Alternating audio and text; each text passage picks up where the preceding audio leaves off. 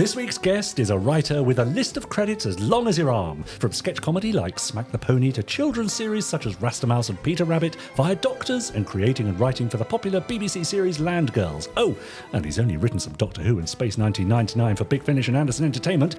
It's Roland Moore! Welcome, Roland. How lovely to see you. Thank you. Lovely to be here. Well, thanks for joining us on the Gerry Anderson Podcast. Welcome to Slough. Yes, I think it's my first time. Is it going to be your last? No, I'm going to definitely come back. Yeah. Gerry Anderson Next Country, week. of course. That's Yes. why we're here at the lovely Moxie Hotel. So thanks to them again for their wonderful Thunderbirds themed hotel and for inviting us to use this room. Now, novelist, screenwriter, lecturer even, so many strings to your bow. So why is that? Is it through necessity, or do you just like to keep busy, or are you a bit of a magpie taking whatever takes your fancy? I love the challenge of new work. So, I love nothing more than having to do a new sort of script or a new book or whatever. Yeah. And so it's that need to sort of keep busy and just sort of challenge myself with new things. So I think I've written most genres now. Right. The one I struggle with is perhaps rom-com. I don't find that as easy. But okay, I'm trying quite to interested in that. So tell me, why is rom-com so difficult? I suppose, like all genres, there's a bit of formula to it, and I think it's the art of any writing is to cover that formula up, and so what you're writing seems organic, and people can't predict the twists and turns, and I don't think I've quite got there with rom-com yet. Right, but you've tried? Yeah. Ah. Tried everything, really. And of course, you have a Gerry Anderson connection. So tell us a little bit about that. Yeah, well, recently I wrote one of the audio Big Finish plays, which is an adaptation of Deaths of the Domain, which is one of the actual TV episodes of Space 1999. That was great fun, and I can tell you all about that. Yes, please do. Yeah, so I took the episode, I was given the episode to write. Yeah. There are some original episodes created, but mine was an adaptation of the actual TV episode with Brian Blessed and John Shrapnel. Right. Yes. And so I had to watch it loads of times. What a shame. Must be terrible for you. It's great. And, you sort of notice things in it that you don't expect. And I think one of the big things you first notice with that episode is the casting, because you think, who's going to play the mad, raging maniac? Yeah. It's going to be Brian Blessed, surely. Yes. But no, they subvert that. Swerve ball. Yeah. Yeah. And it's really all the better for it, because also I think it's the first time I saw Brian Blessed give this sort of real nuanced performance. He's great at what he does, but I think he doesn't get the chance to perhaps do those smaller performances. Sure. Of a troubled man who's trying to do the right thing, who's also sort of been, his intellect's really been corroded by eternity. Yeah. I mean, what an amazing part to play. Yeah. And then John Shrapnel playing the sort of the captain of the mission who's gone quite mad. So it's a really interesting dynamic when you look at that episode. It's not what you expect. This is something I'm sure we'll come back to both in this interview and next week's. You mentioned just a moment ago how you like taking new ideas. So what's it like delving into someone else's idea, an old idea? Yeah. What's that like? Well, the adaptation of this episode was, I knew the series really well because I love it. I love Space 1999. I grew up with it. And I've recently, strange enough, rewatched the whole thing as an adult. And so the challenges of adapting that episode were, you suddenly realize there's so many ideas in that particular episode. It's bursting with ideas of immortality, the fact you're childless. If you live forever, you don't ever procreate. But it's also got ideas of sort of galactic domination. It's got ideas of evolution, insanity, terraforming. It's all in 45 minutes, and it's it's quite a burden for the episode to bear. To be honest, it's brilliant. But so one of the things I had to do was look at those various strands and sort of investigate some of them perhaps more than others. And also to make some of the logic things of each strand weren't quite clear. So I had to do those. Right. But no, the amazing original episode is incredible. I mean, there's, I don't know if you remember it, but there's shots when the Alphans first arrive on the planet, and they're trapped in a snowstorm which is obviously a tiny, tiny set somewhere, but it looks amazing. And you think, this is really incredible, not just for the time, but for now. It's, you don't think, oh, this is a broom cupboard with some polystyrene beads. Yeah. But of course, in audio, you have the luxury of having no constraints, really. Well, the only constraint being your listener's imagination. That's right. Yes, if you want a fleet of eagles being destroyed or whatever, you can do it. And to be honest, that was one of the massive thrills for me, was the first time you sort of hear the audio of the engines of the eagle. And you think, oh, I wrote this bit. This is amazing. And that sound just takes you back, and it's incredible. So it felt quite an honor to have that, I presume, an original sound effect from the TV series in the audio. Yeah, sure. You spoke there about the almost the grand themes in the story. Is that what attracts you generally to other people's writing, or is that what you try and tackle in your own writing? I think, you always look for the theme that you either want to explore or which you're adapting. And it's one of the things, like I've done several book adaptations for TV. And again, it's a bit of a challenge, because you have to sort of whittle down perhaps a 600-page novel to an hour of television in sort of episodes. And so I think the first thing you look for is the theme. What is the author trying to explore? And then you try and write something that's sympathetic to that. And it may amalgamate characters, it may amalgamate events or cut out bits, but you don't want to lose that spine. Now, you might think you've already established your Gerry Anderson credentials by writing for Space 1999, but let's see how much you really know. We'd like to play a little game, if we may, called Super Identification. I'm going to play you some very quick clips from just about all of the Gerry Anderson TV series, starting from the 1960s all the way through to 2005, I think. And I would like you to see how many you can guess at, or if you remember them, shout them out as you see them, and we'll see how you do. Ready? Don't be disappointed. Let's see. Okay. Torchy the Battery Boy.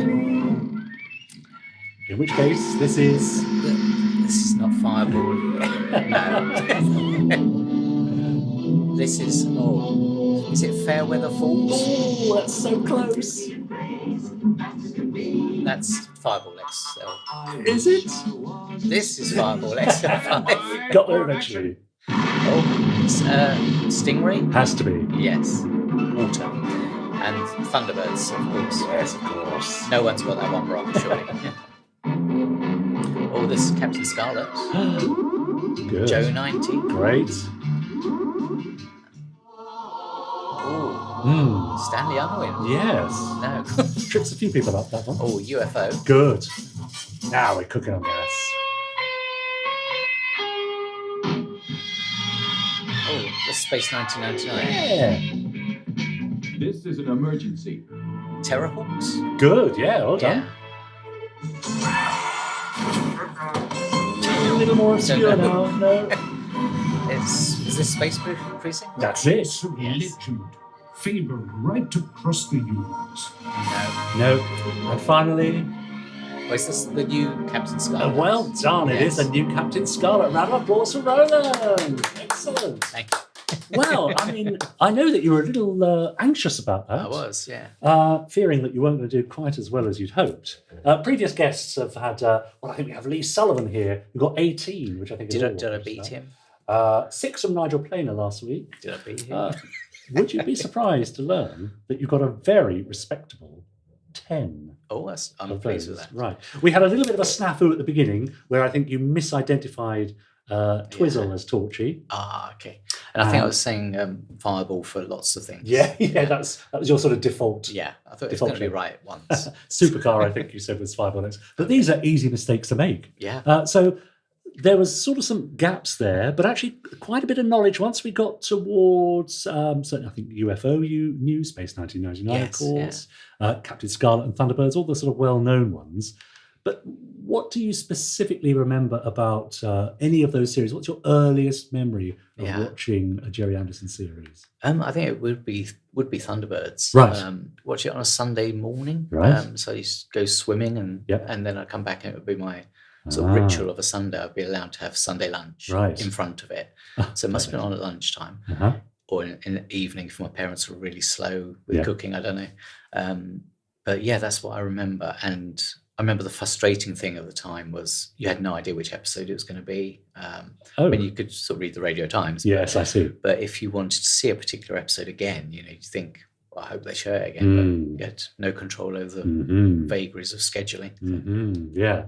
Well, now, so let's take a look at one of your very first Anderson memories.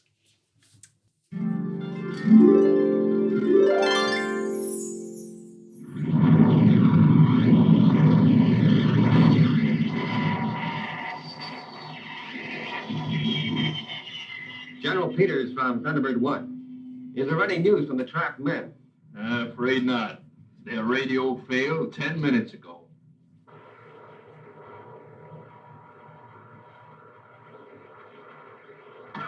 Can you increase the air purifying system?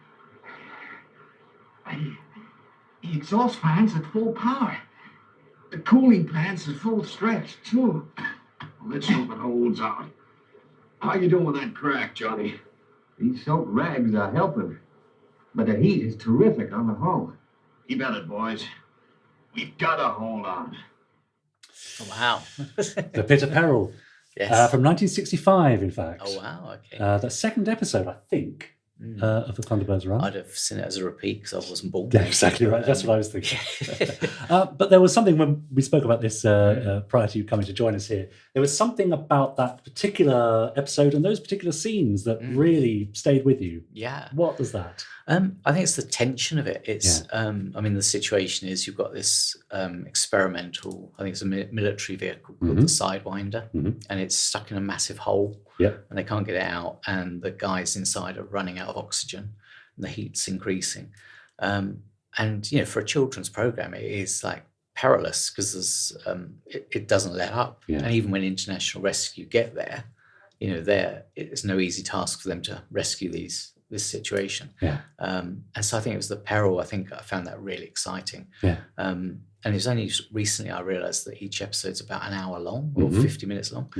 But I think when you're a kid watching it, it just goes in a flash because the tension is there. There's no flab to it. It's testament to the team, isn't it? They were able to take essentially puppets and make these stories full of peril and tension, as you mentioned there. I think it's amazing because also I think I read recently that the early episodes they're all about 20 minutes long, and the network was so pleased with them that they sort of basically said, "Can you add sort of 25 minutes to each of these?" That's it.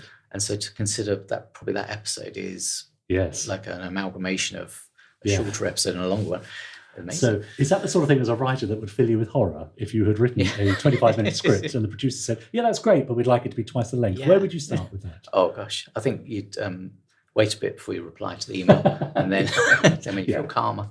It's a big thing to ask any writer, I think, and the fact they do it so well. It's not like there's 25 minutes of the Traces just talking around the barbecue or something.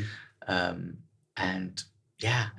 mean, just as a drama, it sells itself. You don't remember you're watching puppets, and I think it's that super marionation. Yes. The fact, again, recently I read that they had sort of chips inside the heads so you'd speak as an actor, and they'd the lips would move in time. That's it. Which I think is incredible for the 60s. Absolutely, it'd be incredible now. Let alone in the 60s. It's no wonder they put people on the moon in that era. That's it, absolutely. It's all very sort of forward thinking, wasn't it? It was always thinking about the day after tomorrow. What might that look like? What can we do? How can we get there? Was this the start of a long sort of interest in Thunderbirds in particular, or is it just an isolated memory? I think I watched all the Thunderbirds in the repeats, and then didn't get into Captain Scarlet as much, perhaps. Right. I think I was always wanted to see what the Mysterons looked like. And I think we had a boy at school, at primary school, who said, "Oh, there's one episode where you see what they're really like." Oh, he was lying. Yes, but so were you waiting for that one episode? But you've got him to thank, because I think there's probably a whole generation of at least my school friends who watched Captain Scarlet because they thought it's going to be that one episode where we see them. It's not about Hook, is it? Yeah. That's right. So what do you think? Is there anything you can put your finger on, both as a writer or as your memories as a young viewer, that separated Thunderbirds from other TV offerings at the time you were watching it? I'm guessing, are we talking 70s, 80s? Yeah, sort of late 70s. I think it's the scale of it. the explosions are. Yeah. I think someone said on a previous podcast they're real explosions. Real explosions. So there's no CGI, obviously. That's it. So if you wanted to blow up a truck, you had to do it as a model, and it all looks so realistic. It doesn't. The model work is exemplary, and I think it's the dirt and stuff on the vehicles. They're not pristine. They don't look like toys you buy at the time. So I got really hooked on Thunderbirds, and then Space 1999. Watched all those, and I was watching Doctor Who at the time, Star Trek, all those sort of things. But loved it. So I'm getting a picture of Roland Moore sitting around the TV with his Sunday lunch, being allowed to watch Thunderbirds. Yeah. At what point, or was there a point where the little penny dropped in your mind that you might want one day to work in this world of the imagination as a writer? When did that happen? I think it was a bit later, but certainly sort of by that sort of time, I was writing. It's quite a sad admission. I was writing like fake TV listings. We've all been there. Yeah. Show me someone who hasn't written fake TV listings. Yeah, it's great. So there'd be for I think at first for Space 1999, so original adventures, I think, in my head, and then write a little synopsis. And then sort of stuff I'd invented myself, and it's only sort of now you look back as a sort of a full-time writer, and you realise actually that's a really useful skill, because you're basically writing a log line for whatever idea you're pitching, and so to do those listings was great fun. And because you're distilling the essence, making it exciting, eye-catching, something to draw you in. And I never had to write the scripts, obviously, because I wasn't doing that. But so I imagine some of them had impossible situations that, as a writer of the script, you'd think, "No way I can do that." Yeah. So that's you sort of dipping your toe in. What was your first sort of positive step towards doing what you do now? So it would have been the tail end of Spitting Image. When the last days of that, I was working sort of my first job, and then every Tuesday I'd fax some sketches through to them, and I got some really encouraging feedback. Never got anything on the show, and so that was my first sort of go at professional writing. I see. I'd written a Doctor Who script before that. Well, just like Nigel Planer last week, it seems. Yes, that's There's right. a theme here. Mine wasn't wanted, but it never got to the production office. I think bizarrely the two Ronnies were doing a script competition, and obviously not reading the room, they obviously wanted comedy. Yes. But I sent them a Doctor Who script. Okay, why not? Worth a go. Didn't win. But when are we talking? Was it in your mind? Was it sort of a classic Doctor Who script, or because I'm guessing this is before the new series? Yeah, so it would have been. So we're talking Tom Baker, Peter Davison, right? I guess, yeah. So you were writing for the Fifth Doctor, essentially. Yeah. I see. And for some reason the two Ronnies didn't want it. And this is almost has it ever felt like a job? I mean, I can imagine being a writer has its challenges, but I should imagine ultimately it's quite rewarding. But has it ever felt like just a job? No, I mean, I don't think it has. I mean, it's always a pleasure, absolute pleasure to do it, and an honour. You feel privileged to be able to do it. I mean, there have been times when I've worked on some children's animations, and I remember there was one distinct moment where I was talking to a producer on the telephone, and we're talking about the logistics of an elephant, whether it would be a good goalkeeper or not. Right. And you think, you're two grown men, this is what you're talking about and getting paid for. And it's, not a bad way to earn a living. So in a way, it's about face of thinking it's never felt like a job, but it's felt like not like a proper job. Yes. You think this isn't a way to make a living, really. Yes.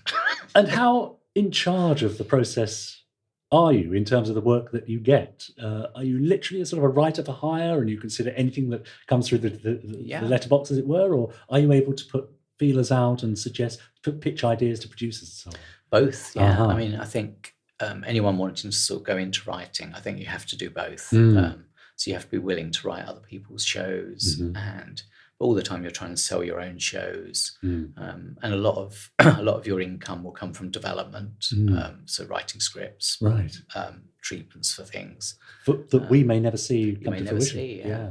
And how do you live with that? I think once you realise that's an accepted point of a writer's life, it's fine. It's disappointing because you think every idea you have, you think this is going to make a great series or a great film, and then it doesn't happen. And I think the other trick is to move on.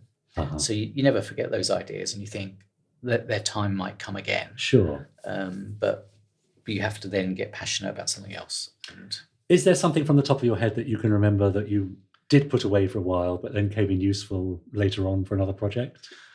Yes, yeah. I mean, there's when I used to write for the daytime soap Doctors. You're generating storylines all the time for that, and by definition, a lot of them just wouldn't get through. But none of those ideas are wasted.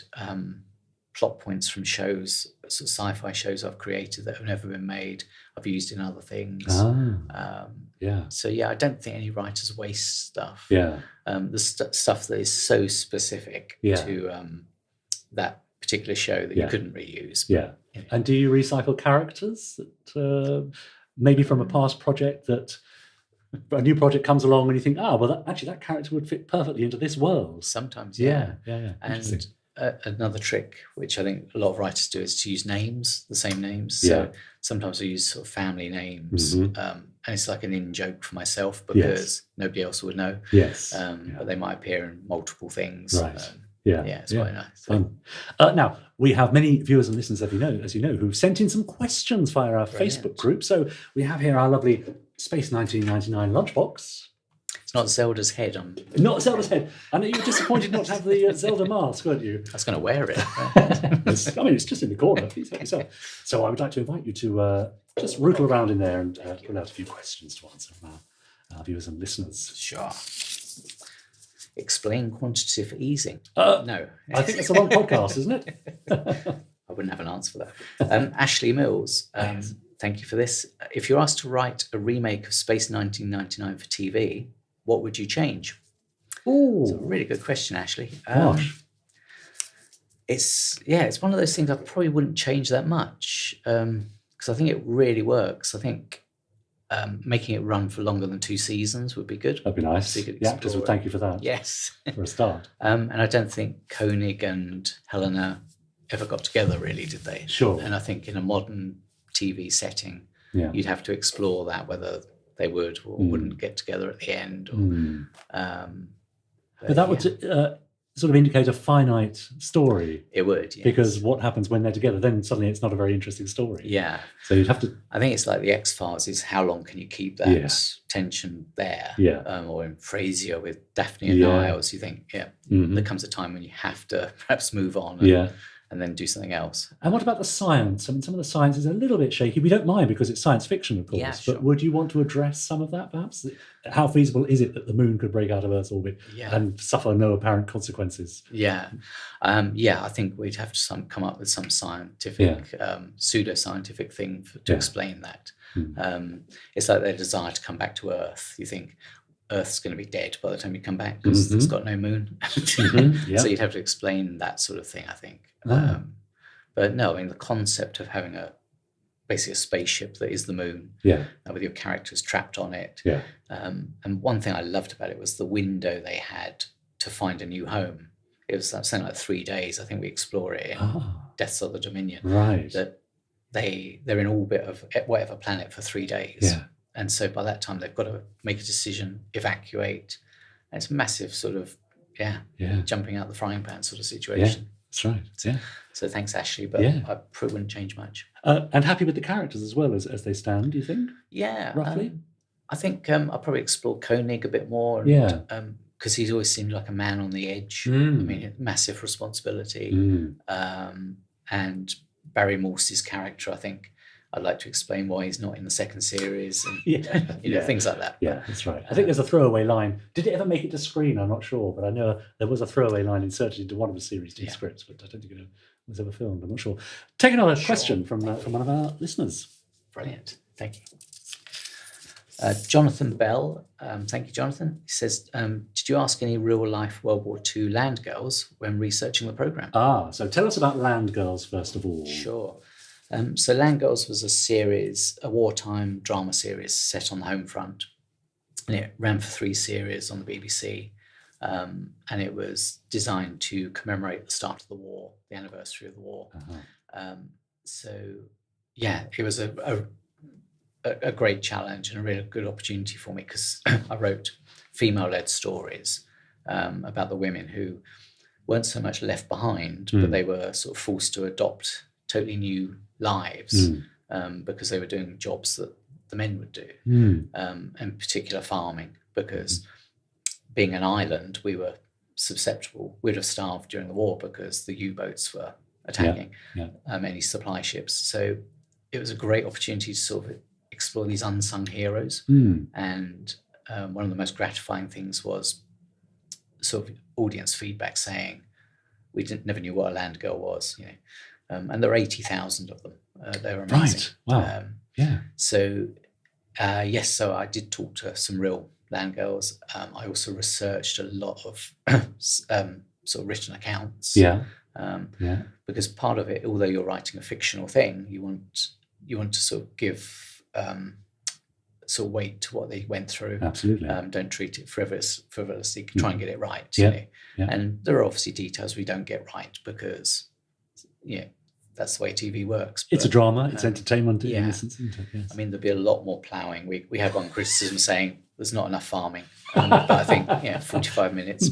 You're right. Yeah. And one of the best comments we had on the audience log was saying there weren't many badgers in it this week, and I thought. I realised they were watching Country File, but it had been filed in the wrong place. It was, And what was the genesis of that idea? Did that come to you, or did you develop it and take it to? Yeah, it was the BBC, I think. It was the BBC, and it was my first series as a creator. So that was amazing. So we had the opportunity to pitch ideas. It wasn't just me; quite a few writers pitch ideas to commemorate the start of the war. So we had, I think, a year from generating an idea to it actually being shown. So really? It was a really tight deadline. And so loads of writers pitched for it. I naively wrote a thing about women working in a field, thinking, it's going to be cheap in terms of period shooting. Right. It never worked out that way because obviously you have to have interiors, you have to have vehicles, and we got amazing help. We had reenactment societies who would come along dressed as GIs with their own tanks and things. Great. And wow. And it just makes it look big budget. We had so I pitched the idea very quickly. It was accepted and greenlit, which is unusual for TV. But as I say, they were working on a deadline. Well, I've got a review here. With singular warmth and full-bodied characters, Land Girls is a series that lifts the spirits and offers a comforting model of hope in troubling times. We were lucky that Chimes, it was repeated during lockdown because it was one of the most requested dramas for people to see again, which was lovely. It's just gives that comfort. You had, I suppose, as a series creator, a great sort of overview of the stories and the series as a whole. I guess you were really in there getting your hands dirty, weren't you, in terms of the characters' arcs and storylines? And how many of the episodes did you actually write yourself? All? I didn't write all of them. How many did I write? I think I wrote 5, but one storyline got the whole lot. Yes. There were 15 episodes altogether. And so that became your baby. Was that is it a nice feeling having something that is your world, your toy box, rather than, as writers so often do, I think, having to dip into other people's toy box? Yeah, and there's that weird second guessing sometimes. You think, I should be asking somebody about this, about this character's backstory and things, because I need confirmation. And then you suddenly think, no, I know this. This is from my head. The buck stops with you. It does, That's right. Which then led on, I think, to writing novelizations of the Land Girls. Yes. You wrote 3 novels. Did a trilogy, And so how was that process different, writing prose for these characters as opposed to writing dialogue for a TV script? I really enjoyed it. I think writing a novel is a totally different experience from writing a script. And it brought home to me when I realised that I looked at Land Girl's script. Yeah. And it would have like a description of a hedge or something, like they pass a hedge in a field. When you write it in a book, you suddenly think, well, I could write a page on this hedge, and describe it. I see. Yes. And so I think TV goes for the sparseness of it and the sort of feeling of it. You don't want loads of description in a TV script. Yeah. But in a novel, it's acceptable. Yeah. I didn't do masses of description because I wanted the story to move on. And were these using the characters from the show? They were, yeah. So you'd sort of assume, I mean, hopefully you get new readers as well, but you perhaps assume that those who are reading the books were already familiar to some extent with the characters. We had a mix, really. We had totally new readers who had never seen the TV series, and ones who were fans of the TV series. But the stories followed on from the TV series. So originally I was going to write adaptations of what we'd seen on TV. Yeah. But as it stands, it's more or less like season 4. Right. And it wraps up some of the stories. Right. Yeah. Take another question from the box. Let's see who else has got in touch. There's a lot in here. Okay. It's a nice one. Thank you, Jeff Tilley. Which screenwriters do you most appreciate? Right. Now, when you hear a question like that, where are you automatically going? Are you going to film, or are you going to TV? Are you going to jobbing writers, as it were, or are you going towards the greats? Combination, I think. It's probably mainly TV. Yeah. So writers I really admire are Russell T Davies. Why in particular? I think just the way he sort of plays with form as well and nails emotion. I think. Yeah. I think some of his best bits, like of Doctor Who, were 2 characters in a room talking about their feelings. Yeah. Incredible, I think I could do without spaceships exploding if you've got that as a core. Right. But he also plays with form, like with the one he did recently, Nolly. Yes. You'd have a scene that sort of you thought you'd seen all of it, and then later on you realise, no, you hadn't seen the end of that scene, and it sheds a whole new light on what you're seeing now. Really clever, sort of innovative stuff. Yeah. So he's one. Probably more old school. There's a couple of Doctor Who writers, and Blake Seven, who I really admire. Yeah. There's Robert Holmes. Of course, yes. And Chris Boucher. Right. Now, so you were watching these as a child. Yeah. Was your ear caught by things like the dialogue even then, do you think? Or the rhythm of the dialogue, or anything like that? I think as a child, I wasn't that analytical of scripts. I didn't know how they worked or anything. But I think as a child, you're more aware when something doesn't work. Right. And so when a bit of dialogue clunks or a character doesn't do something, you think, why are they behaving like that? Yeah. The motivation's wrong. Yeah. And so it's only later I realised exactly what those writers were doing, and their amazing gift for what they were doing. Yeah.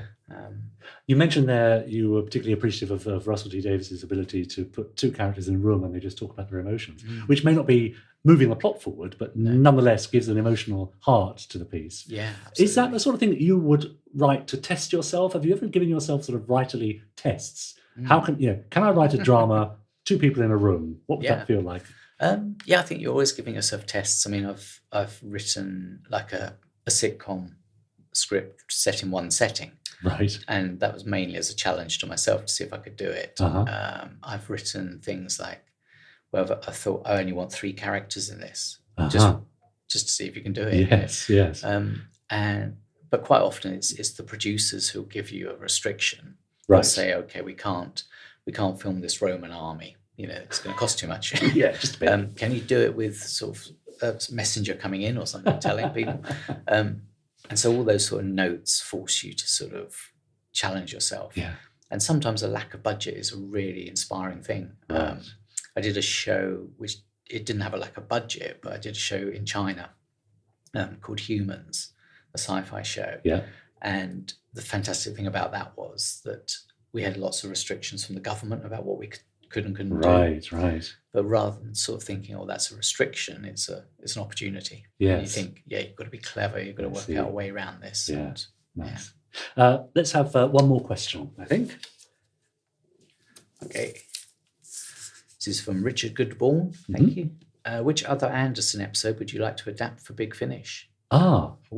So are we going for Space 1999 again, or would you look at other of his series? UFO you seem to recognise there. Yeah, UFO credits. is something I got into very, very recently, last week. Yeah, so pretty recently. In preparation for this, I thought I've never seen this show, so I thought I'd look. So I looked up what they considered were the 10 best episodes on various forums, and then started watching them.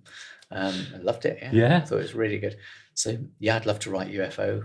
I think Big Finish have done some UFO. Yes. If they do some more. I'd love to. Yeah. Would you be tempted to look at any of the Supermarination series. There have also been audio adaptations of those. Would you be Yeah, tempted? absolutely. I mean, Yeah. Thunderbirds. Yeah, of course. I mean, I think writing that Jeopardy, that Yeah. I love writing scripts where something can go wrong, and just as you think you fixed it, something else goes wrong. It's just it's like the ending for Back to the Future. You know, when they're trying to sort of get the DeLorean Right. before the lightning hits the clock tower. Yes. Absolutely everything goes wrong, and it's a masterclass in writing that sort of jeopardy of. That's right. You think you've sorted it. Oh my God, something else has gone wrong. Because as an audience, we don't want to see things going right, do we? There's no dramatic interest in that at all. No. And yet, as writers, we quite often want to give our characters an easy time. You think, but sitting around having a cup of tea isn't going to do it. No, exactly. Oh, now, that sound means it's time for your quick fire 5, Roland. Okay. Now, that means I'm going to read you out 5 either-or questions. Right. And it's up to you to very quickly give me an answer as to which of these you prefer. Are you ready for your quick fire 5? I am. Yes. Who would win in a battle of the beards? Space 1999's Commissioner Simmons, as played by Roy Dotrice, or Brian Blessed as Maya's father, mentor? Oh, Brian Blessed, I think. Yeah. It's got to be, isn't it? Choose a special power. Shapeshifter, like Space 1999's Maya, or Mind Reader, like Space Precinct's Officer Took. Ooh. Which would be most useful? I think it'd be cool to be able to change your shape. Yeah? So Maya. Well, perhaps you've done that today already, and I just don't know. You're gifted a real-life Space 1999 Eagle. Do you want to fly it yourself, or get Alan Carter to show you how it's done? I think I'd better get lessons first. Yeah, it's a lot of responsibility. You need a clever gizmo to save you from exposure to deadly radiation, but who do you trust to create it? Space 1999's Professor Bergman or Thunderbird's brains? Ooh, both capable. Yeah. Brains, maybe? Yeah. And finally, you have to choose a colour from the Dulux paint range and become a Spectrum agent. So tell me, are you Captain Cream or are you Lieutenant Lemon Pie? Ooh. Lemon pie sounds more fun. Fantastic. Well done. That's your quick fire 5. Thank you very much, Roland. Thank you. You did remarkably well on super identification. Yeah. I think even surprising yourself. Do I get another go at that now? No, you don't. No, but you did get a very creditable 10. Surprising, really. It's not bad at all. So you told us your very specific memory of the Pit of Peril, I think, was your first Anderson memory from Thunderbirds.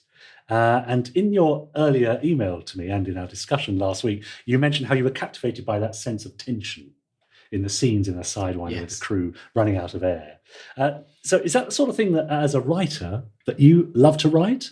What attracts you to it in that case? Or are you more concerned with character development, interpersonal relationships, and so on? What grabs you? I think if you're doing it well, you can do both at once. It's like the Sidewinder. You've got those 3 people trapped in a space. Yeah. I think, if I was writing that, I'd explore those relationships between them and perhaps, how they would change in that really tense situation. Yeah. So you've got the drama of the exterior thing and also internal. Yes, I see. So I think, hopefully if things come together, you're doing both. But no, I love writing Peril, where it's relentless and because we like to see characters put through the ringer, don't we? We do, as all things. And as I said last week, I think we want as a writer, you want your characters to have an easy time, because as part of you thinks they're your friends. Yes, that's right. No, you have to put them through hell. Yes. So we know you as a screenwriter, and we discussed last time, also as a novelist. Yes. But also I saw on your website a lecturer. Tell us a little bit about that. Yeah, I've been invited to various universities to lecture on script writing and creating a series. This is something I've done 3 times now. So I've got a sort of range of experience in not just the UK, but in other countries. Yeah. And so, people wanted to hear me speak to sort of MA students or BA students. Yeah. And it's been great going around the country doing that. So are you saying then that it can be taught? That's a really good question. I think you need some talent, but certainly the mechanics of it can be taught. And I think also what I try and talk about as well is what qualities you need as a writer, which are beyond talent.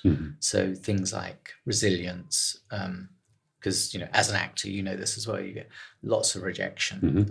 It's more common to get a no than a yes, and it's dealing with that. It's sort of picking yourself up and thinking. Not taking it personally and thinking it's not because I'm rubbish. It's because whatever's not right is not the right time. They're doing something similar. And so, I teach those sort of qualities of how to be as a script writer. Don't be weird, That might help. Normal. Because, whoever employs you is going to have a long relationship with you. Yes. Probably quite a stressful relationship at times because you're up against production deadlines. And so, make it easy for them, make yourself so you're someone who they'll like and they'll like spending time with. Interesting, your point there about resilience. I saw a clip on, I think it was Instagram recently about an actor who she had been turned down for her 50th job that year. Right.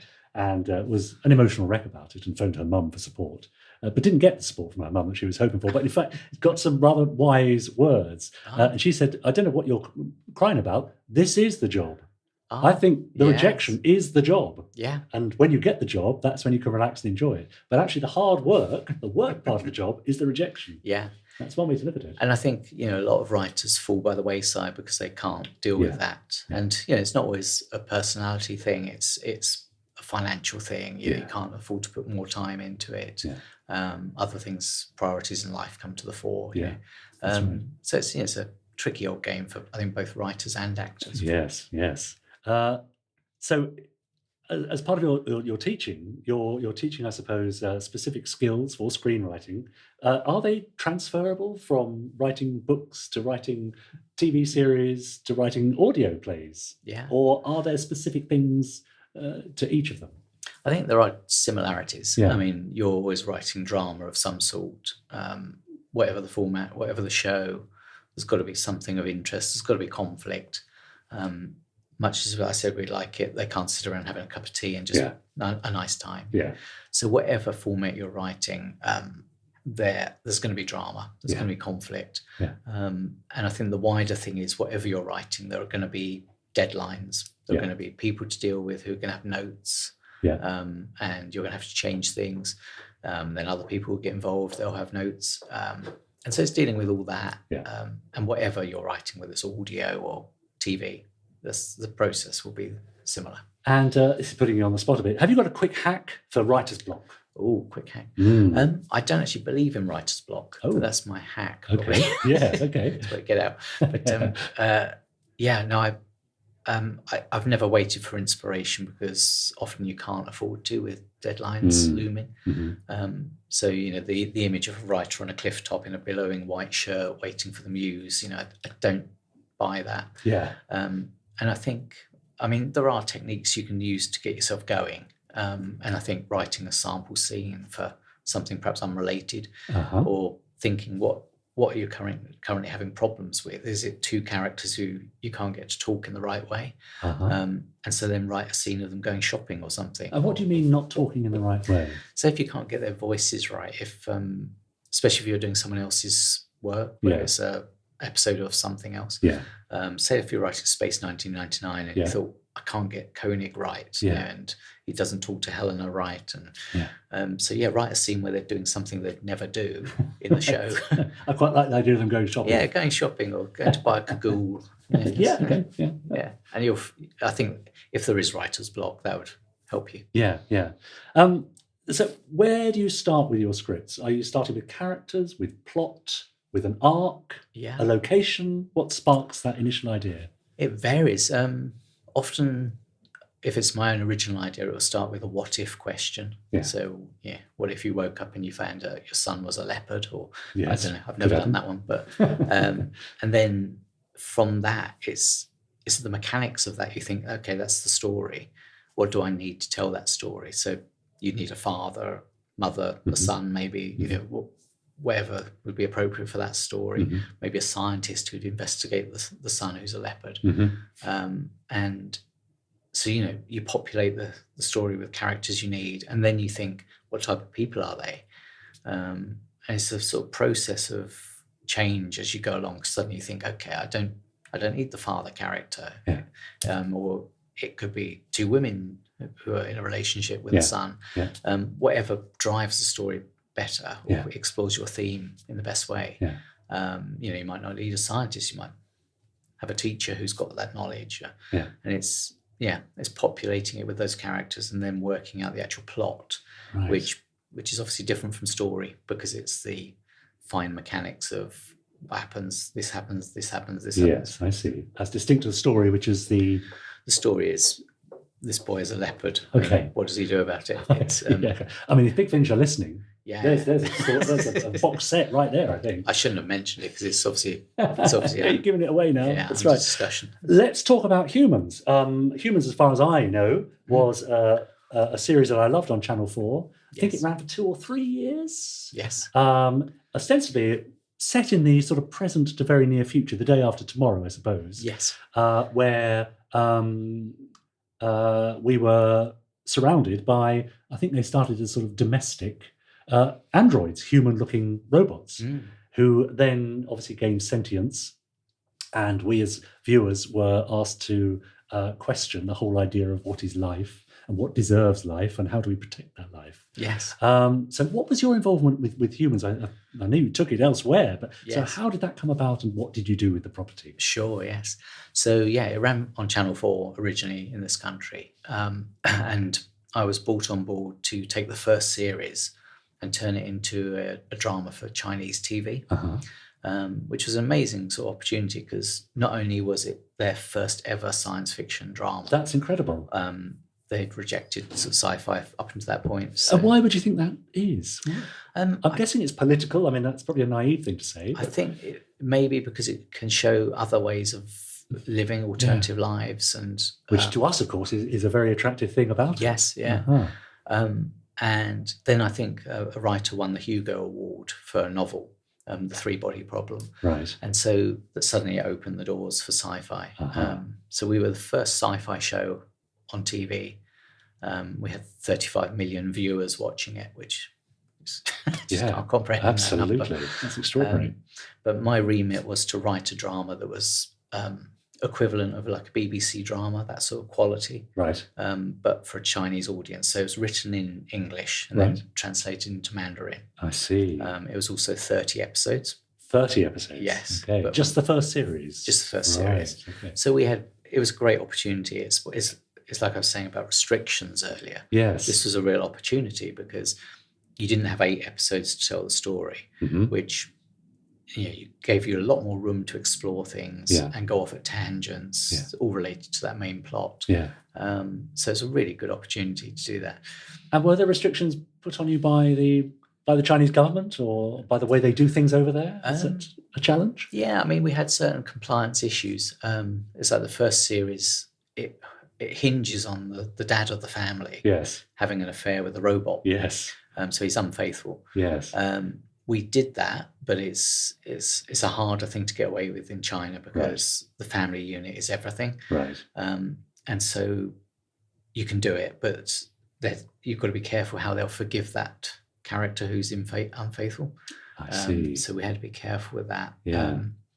Also, our show was set 35 years in the future because we couldn't show a contemporary different society. I see. Interesting. But no, it's fascinating. And as I said, every sort of, in quote marks, restriction was an opportunity because you think, how do I do this? Yeah. Originally, we weren't allowed to have any violence in it. Right. And so you were thinking, well, how do I do that as a screenwriter? I want these characters, there is violence. They're fighting for their liberty, freedom. Yeah. And that changed as we went on. And right. We got a lot of violence in it. Okay, great. We had, now you're talking. Yeah, we had these amazing scenes, which I went to see the filming of, set in like a legal nightclub. Yeah. And where you've got 300 extras all dressed up for a night out, waitresses who are robots. And inside a cage, you've got 2 robots fighting. Right. And everyone's placing bets on it. It's amazingly exciting. Yeah. Shot in China or? In China. Right, so you got to go. Were you on set a lot or was that just a one-off visit? Or fair bit. I went to see quite a bit of it being filmed. Yeah. And say that sequence was amazing because you had 2 martial artists who were so skilled as stuntmen. Yeah. And they rehearsed an 8-minute ballet, which was effectively a ballet. Yeah, but extraordinary. When you see it cut together with the sound effects, it looks brutal. Wow. But amazing. they don't touch each other. Yeah, incredible. And is that still being developed now into series 2, 3, and 4 and so on? No, or is that a finite? Not at the moment. Been and done and gone? Yes, series 1, I think sort of perhaps catered for that need for a sort of sci-fi show. Yeah, fantastic. So, I mean, all these different worlds that you seem to move in, do you have a preference? I do love sci-fi, but horror as well. Right. But then I do a lot of period drama as well. So Right. Yeah, interesting. Well, Humans is already in my mind a classic anyway, and but you've also had the opportunity to work on what other people might consider a classic for Big Finish, and this has also informed what your favourite character might be. Oh. And I think this might be quite a surprise to some of our viewers and listeners. So yes, let's have a look.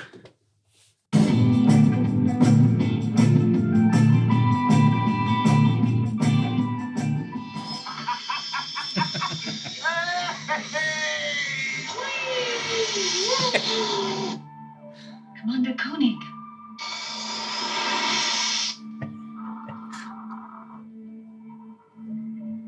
Tony, you'd better see this. That's how I'd fly it. Yes. What the hell's going on up there?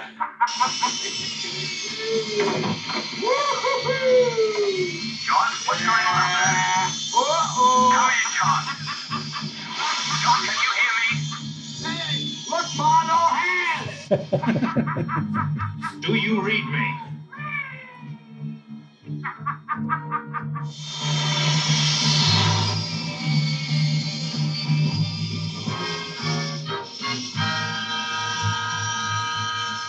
Well, it's the Space 1999 Eagle. Yes. Is your favourite character? Yeah, it's probably cheating a little bit, but We'll allow it. So that's Martin Landau having the time of his life. Yes. In Bringers of Wonder Part 1, doing the old trick with the old compressed air on being blown onto his cheeks. I don't know if you saw that. Yes, yeah. To simulate the G-force. Out of everyone that you could have picked, or everything you could have picked, you landed on the Eagle. Yeah. Why? Well, I think in general, some of the Anderson designs are incredible. And as a kid, I always wanted the Eagle toy. I never had it. Go on, I'll let you play with Let me that. play with it. It's brilliant. Look at that. It's got a weight to it as well. It has, yes. Yeah. I remember these came with there's a medical one and another one with sort of toxic waste on it. And things. Yeah. But I mean, it's a beautiful design, isn't it? Yes, And, it is. That's Brian Johnson, I think, who designed that. So yeah, I think probably every kid wanted to fly one. And I think there's so many characters, yes, I could have chosen, but I think giving a nod to the design, particularly that bit of design. There's a sense, isn't there? We've discussed this before on the podcast at various points, that the ships, the craft from the Anderson universe are just as much characters as the puppets or the human actors. And I think, it goes on to another part of my childhood, which was it was like the show UFO. Yeah. I was never familiar with it until I watched it last week. Yeah. I never watched it. But I had the toys. In the, I think, early 80s. I was given them. We had a friendly dustman. Right. Who, I don't know, I'd love to know more about this. But he collected toys and he'd bring them round to my parents and say, does he want these? Yeah. And so I got the Shadow Interceptor, the big green model. Yes. I think I had the car at one point from Shadow. Right, yes. All in fairly good condition? Fairly good. And the Caterpillar vehicle with the green one. Right, and yes, nice. Was there a blue one as well? Oof, gosh, I mean, yes, possibly. With white bumpers. Right. But you had all of these and, I had no idea what they were. I knew they were from an Anderson show. But, and so, it was years and years later I actually see them. Yeah, right. Because they do sell the series in their own right, don't they? They make you want to know more. If you just saw that without knowing about Space 1999. Yeah, you play with it, you want to know. Yeah, exactly. It's just a really lovely design. Now, as you know, we have a Facebook group, followed by our lovely Podstrongs, as we call them. Sure. And they've been leaving messages on our Facebook group for our guests. And if you just like to reach into our fantastic Space 1999 lunchbox, you'll see some messages from some listeners. It's an essay this week. Go on. It's from Anthony Zahetner. Mm-hmm. Thank you, Anthony. Roland, your Doctor Who stories, Memories of a Tyrant and the Night Witches, were interesting studies of war. A war story is a passion of yours. And he's got a second question as well. Yes, I do like war stories. I mean, obviously Land Girls set on the home front in the war. Yeah. But it wasn't a safe environment. It was very much still danger. I think during war you can explore characters' sort of darker sides and also the sort of things that make people heroes, and whether it's sort of outwardly heroic things or just small things that make a massive difference to someone else, And is there a sense that this sort of existential threat, there being a war on, is a test of character, brings out either the best or the worst in people? Which absolutely, I think that's the case. And I love exploring all that. Yeah. Whether it's sort of an artificial, a made-up war like Memories of a Tyrant, or a real one like The Night Witches. Yeah.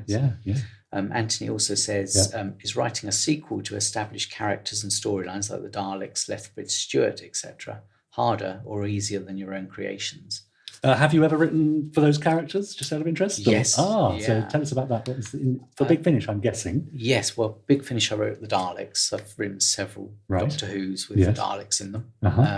And it's, the first time you write in a script, exterminate, you think, wow, it's like writing interior TARDIS.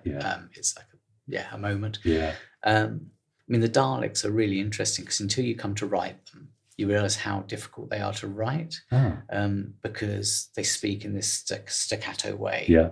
So you can't give them really long speeches. It just doesn't quite work. So it's finding out things they would say in the way they would say it. Working with Nick Briggs was amazing because you can have a room full of Daleks and they'll all have different voices, That's right. It's been really good fun. I think one of my favourite Dalek moments was writing a Dalek saying, "Trust me."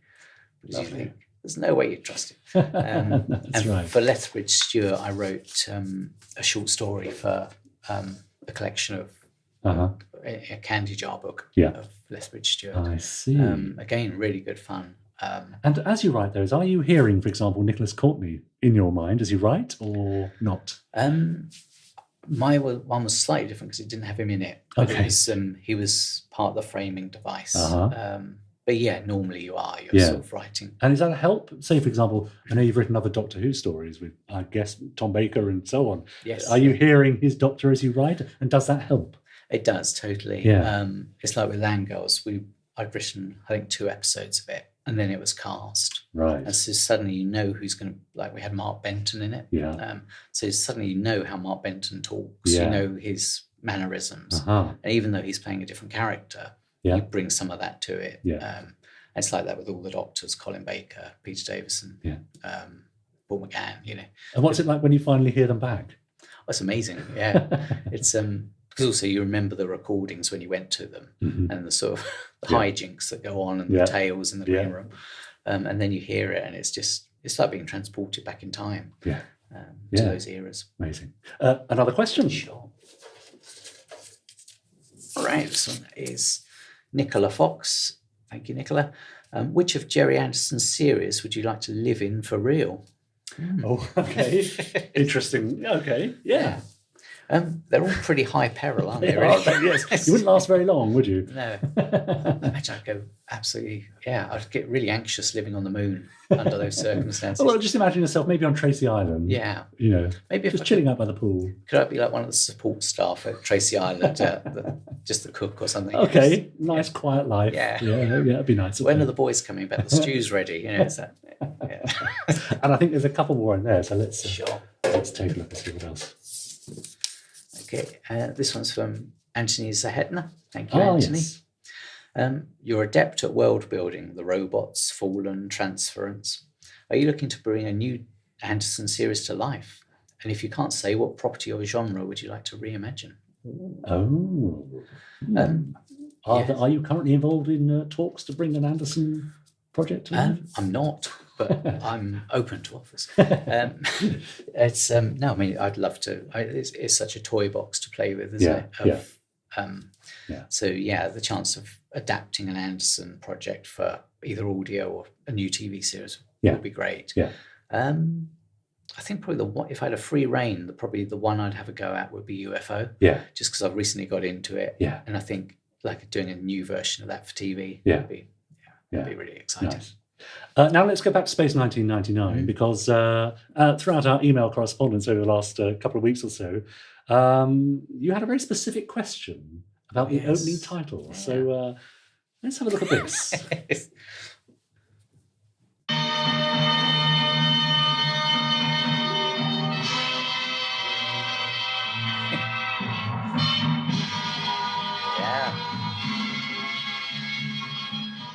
I mean, firstly, I have to say, probably the best opening theme to any Gerry Anderson series ever. Isn't that wonderful? But, yeah, we've all seen that 100 times, if not more, haven't we? What's your beef? No beef, just intrigue. Probably the wrong sort of intrigue, because I've always been fascinated. As a kid, I spent an inordinate amount of time watching that, thinking, how do they do that rotation? Of Barbara Bain and Martin Landau, because they look like they're stationary. Are they doing some sort of river dance thing underneath their legs, or are they on a lazy Susan moving around, or is the camera doing a spin? Certainly, Barbara Bain really gives it the full sort of amazing. I mean, she's gliding. She's like a Dalek. Yeah. So I came here specifically for an answer. Well, I'm afraid I can't furnish you with one, Roland. If you know at home, podcast@gerryanderson.com. Let us know. I did try and find out for you. Oh, thank you. I've got a little bit of information. So the Koenig, Bain and Morse title shots were first filmed on the afternoon of Friday, the 11th of February, 1974. Oh, wow. Which was day 26 of the breakaway shoot, the first episode. Day 26. Gosh. Which shows you how far behind they were already at that point. Yeah. Really in character by then, though, I guess. Well, quite, yeah. But then they were refilmed again on Tuesday, the 19th of February. But I have no other details. Is that because the turntable went too fast? Or? Maybe. I mean, Martin Landau just gives a little turn of the head, but Barbara Bain, I grant you. She's a full-on sort of... Yeah, it'd be great to find out. So let's talk about Big Finish very quickly before we end there, and how Space 1999 came about. Did you pitch for that, or were you approached because of your previous work? How did that happen? I think I was approached for that one by Nicholas Briggs, who was overseeing the project with Jamie Anderson. Yeah. And it's a massive honour to be asked to do one of them. And did you have a choice of stories, or was it presented to you? I think it was presented to me, that one. Yeah. And what kind of leeway were you given? I was given a lot of flexibility, actually. I mean, as I said, it's quite a complicated episode with so many themes and so much going on. Yeah. And I think you can make probably about 4 or 5 episodes out of it, the themes in there. Yes. So I was given a lot of leeway to, for instance, we changed the planet's name. Right. And lots of the themes and things we explored in different ways slightly. Nice. Fantastic. Well, now, before we say goodbye to you, Roland, I have to force you to take part in the last item of the show. Cute, mute, or recruit. Now, we are trying to assemble our very own international rescue. Right. Previous guests have given us Professor Bergman from Space 1999 and Stingray's Aquamarina, and Nigel Planer last week chose Mike Mercury. Okay, you've got quite a team going on. Quite a team going on. Yeah. So it's your chance now to add to that team. I'm going to show you the 3 random cards that Nigel chose for you to choose from. And I want you to imagine that these 3 people have just followed you on your social media profiles. Okay. Which of them are cute? Which would you mute? And which would you recruit out of Joe 90? Oh, yes. Slow-Mo the Robot from Space Precinct. He's a robotic secretarial appliance. Okay. Might come in useful. Yeah. Or an alien organ harvester from UFO. Which of those, let's start, would you say is cute? Yeah. I suppose the robot's cute. Yeah, the robot is Slow-Mo is very cute. Yeah. Okay. Is he intelligent? I don't know. He's quite handy with a piece of paper and a floppy disk. So we think he's cute, which is fair enough. So now, which out of Joe 90 and the UFO alien would you mute? Never to hear from again. I think one of them's going to be a liability. You might be right. Yeah, the Martian. But you like a bit of peril, remember? Yes. Yeah. So off goes the alien from UFO, which means you've chosen Joe 90 as your recruit for our international rescue secret. That's pretty good. I'm pleased with that. Yes, because of course he can download any experiences that he might need. I think he probably could sack the other professors in the group and do it all himself. Fantastic. Thank you very much for that. Now, just before you go, I'd like you to pick 3 cards for our next guest. Okay. There we are. And we won't reveal all just yet. Thank you. Right. But when our next guest arrives next week, giving yourself a sneak preview, they will have to choose one to mute. It's very little chance we know cute some or of them are. recruit. Yeah, exactly. Roland, thank you so very much for joining us here on the podcast. It's been great getting to see you and chat to you about your career. Thanks very much. We hope to see you again. Roland Moore, everybody. Thank you very much. Thanks.